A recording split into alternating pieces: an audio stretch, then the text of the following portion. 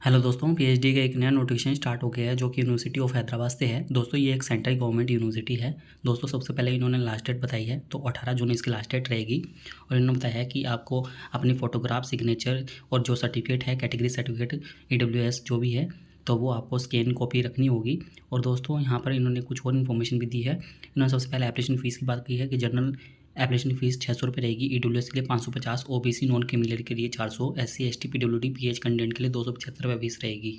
और दोस्तों आपका एंट्रेंस टेस्ट आपका 7 जुलाई को लिया जाएगा यूनिवर्सिटी कैंपस के अंदर ही, या आपका ये हैदराबाद के अंदर हो सकता है, हैदराबाद के सेंटर के अंदर। और आपको ये फ़ी ऑनलाइन ही पेमेंट करनी है। तो दोस्तों ये ट्रांजैक्शन नंबर जो भी आपका हो और जो एप्लीकेशन फॉर्म का प्रिंट आउट निकले वो दोनों संभाल के रखिएगा। ये इंपॉर्टेंट ही है, इन्होंने यहाँ पर बताया है। अब हम इनकी कुछ अदर इन्फॉर्मेशन देख लेते हैं जो इन्होंने यहाँ पर लिंक के माध्यम से दी है। तो ये देखिए दोस्तों, यहाँ पर इन्होंने सीटों की डिटेल्स बताई है। तो यहाँ पर देख सकते हैं ट्रांसलेशन स्टडी के लिए जनरल कैटेगरी के लिए 2 सीट है, एससी के लिए 1 है, एसटी के लिए कोई सीट नहीं है, ओबीसी के लिए 1 सीट है। टोटल 4 सीट है इसके अंदर। और पीएचडी इंग्लिश लैंग्वेज के अंदर जनरल के लिए 3 सीट है, एससी के लिए 1, एसटी के लिए 1, ओबीसी के लिए 2, ईडब्ल्यूएस के लिए 1, टोटल 8 सीट है। और हेल्थ साइंस के अंदर जनरल के लिए 1, एससी के लिए 1, टोटल 2 सीट है। पीएचडी मटेरियल इंजीनियरिंग के अंदर 16 सीट है, जिसके अंदर की जनरल के लिए 6, एससी के लिए 2, एसटी के लिए 2, ओबीसी के लिए 4, ईडब्ल्यूएस के लिए 1, पीएच के लिए 1। और नैनो साइंस एंड टेक्नोलॉजी के अंदर जनरल के लिए 2 सीट है, एससी के लिए 1 सीट है, ओबीसी के लिए 1 सीट है, टोटल 4 सीट है। तो टोटल 34 सीटें यहाँ पर दी गई है जिसके लिए आवेदन मांगा गया है। यहाँ पर दोस्तों इन्होंने एप्लीकेशन फॉर्म से रिलेटेड डेट की बात की है। तो दोस्तों यहाँ पर देख सकते हैं कि 3 जून को आया है फॉर्म। और दोस्तों यहाँ पर 18 जून इसकी लास्ट डेट रहेगी। और हॉल टिकट आप 28 जून को डाउनलोड कर सकते हैं। और 7 जुलाई को आपका हैदराबाद सेंटर के अंदर एग्ज़ाम रहेगा और उसके बाद में नोटिफाई कर दिया जाएगा आपको। और दोस्तों इन्होंने आप बताया है कि सबसे पहले ये हैदराबाद कैंपस के अंदर ही होगा। और दूसरे पॉइंट के अंदर बताया है कि जो यूजीसी नेट, सीआईएसआर नेट उनके थ्रू होगा एग्ज़ाम, वो उसके लिए नोटिफाई अलग से किया जाएगा। तो ये सिर्फ एंट्रेंस एग्ज़ाम के माध्यम से ही फॉर्म आवेदन किया गया है। अब दोस्तों हम इनकी अदर इन्फॉर्मेशन देख लेते हैं।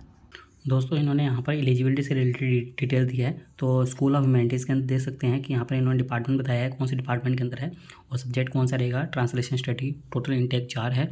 दोस्तों फैकल्टी वाइज यहाँ पर इन्होंने कुछ अदर इन्फॉर्मेशन भी दी है कि कौन सी स्पेशलाइजेशन के अंदर आवेदन किया गया है। और दोस्तों यहाँ पर इन्होंने एलिजिबिलिटी की बात की है। तो एलिजिबिलिटी यहाँ पर देख सकते हैं कि 55% मार्क्स मांगे हैं इन्होंने। तो दोस्तों यहाँ पर ट्रांसलेशन स्टडी से रिलेटेड जो भी डिग्री लगेगी तो वो यहाँ पर दी हुई है। तो 55% मार्क्स आपके होने चाहिए मास्टर डिग्री के अंदर। या आपके पास में कोई पीजी डिग्री किसी अदर सब्जेक्ट से है तो आपके पास में 60% मार्क्स होने चाहिए मिनिमम। तो ये यहाँ पर बताया गया है, ऐसे इन्होंने सभी के लिए दिया हुआ है। तो ये आप अपने अकॉर्डिंग दे सकते हैं। दोस्तों इन सभी से रिलेटेड लिंक आपको हमारी वेबसाइट पर मिल जाएंगे, जिसका लिंक हम डिस्क्रिप्शन के अंदर दे देंगे, जहाँ से आप डायरेक्ट आवेदन कर पाएंगे और सभी नोटिफिकेशन देख पाएंगे। अब हम दोस्तों इनके फॉर्म से फिलअप करने से रिलेटेड इन्फॉर्मेशन देख लेते हैं। तो दोस्तों सबसे पहले यहाँ पर इन्होंने एप्लीकेशन फॉर्म फिलअप करने से पहले ओवरव्यू दिया है। दोस्तों सबसे पहले इन्होंने बताया कि हैदराबाद कैंपस सेंटर के अंदर ही होगा। और दोस्तों यहाँ पर बताया गया कि 4 नंबर आपके पास में होना चाहिए, एप्लीकेशन फ़ीस वगैरह ये आपने पे की हो, नहीं तो फॉर्म रिजेक्ट हो जाएगा। तो इन दोनों चीज़ों का ध्यान में रखिएगा कि आपके पास में हो ये, जब भी आप फॉर्म फिलअप करें उसके बाद में फ्यूचर रेफरेंस के लिए आपके पास में होने चाहिए। तो इस बात का पूरा अच्छे से ही ध्यान रखिएगा। दोस्तों यहाँ पर स्टेप दिए हुए हैं। तो सबसे पहले आपको हम यहाँ का इस पेज का आपको लिंक डिस्क्रिप्शन के अंदर दे देंगे, जहाँ से आप डायरेक्ट इस पेज पर आ जाएंगे। उसके बाद में आपको दोस्तों न्यू रजिस्ट्रेशन पर क्लिक करना है। न्यू रजिस्ट्रेशन पर क्लिक करने के बाद में अपनी डिटेल्स आपको फिलअप करनी है, एप्लीकेंट का नाम, email address, password, mobile number. फिर आपको रजिस्टर पर क्लिक करना है। फिर आपके पास में ओटीपी आ जाएगा। ओटीपी है दोस्तों आपको कंफर्म करना है। उसके बाद में दोस्तों आपको फिर से लॉगिन करना है। लॉगिन करने के बाद में दोस्तों आपको यहाँ पर कंप्लीट प्रोफाइल पर क्लिक करना है, जैसे कि यहाँ पर स्क्रीन पर दिख रहा है। तो कंप्लीट प्रोफाइल पर क्लिक करने के बाद में आपको अपनी सभी पर्सनल डिटेल्स फिलअप करनी होगी और जो भी डॉक्यूमेंट्स आपके पास में हैं तो वो आपको अपलोड करने होंगे। और उसके बाद में आपको अपना जो प्रोग्राम है वो आपको सिलेक्ट करना होगा, जिस भी प्रोग्राम के अंदर आप आवेदन करना चाहते हैं। तो इसके लिए आपको डॉक्टरल प्रोग्राम सिलेक्ट करना होगा। उसके बाद में आपको जो प्रोग्राम के अंदर आप आवेदन करना चाहते हैं वो सिलेक्ट कर लीजिएगा, जिस भी सब्जेक्ट के अंदर आप आवेदन करने सकते हैं, और एलिजिबिलिटी सिलेक्ट कर लीजिएगा।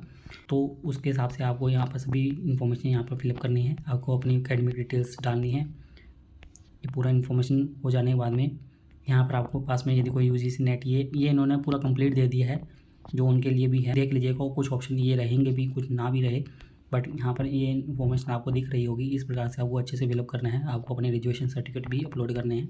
उसके बाद में आपको सामने प्रीव्यू का ऑप्शन आ जाएगा, तो आप अच्छे से चेक कर लीजिएगा कि आपने सही डिटेल दी है और आपको एप्लीकेशन फ़ी पेमेंट करनी है।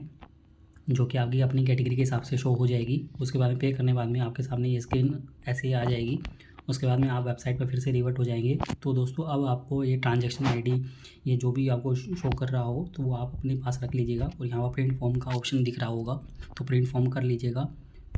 यदि आपने पेमेंट नहीं की होगी तो नीचे पेमेंट नहीं होने का ऑप्शन भी आ जाएगा। तो इन दोनों ही चीज़ों की रिसिप्ट आप अपने पास रख लीजिएगा, जो कि इंपॉर्टेंट है फ्यूचर रेफरेंस के लिए। तो इस प्रकार से आप एप्लीकेशन फॉर्म ये फिलअप कर सकते हैं।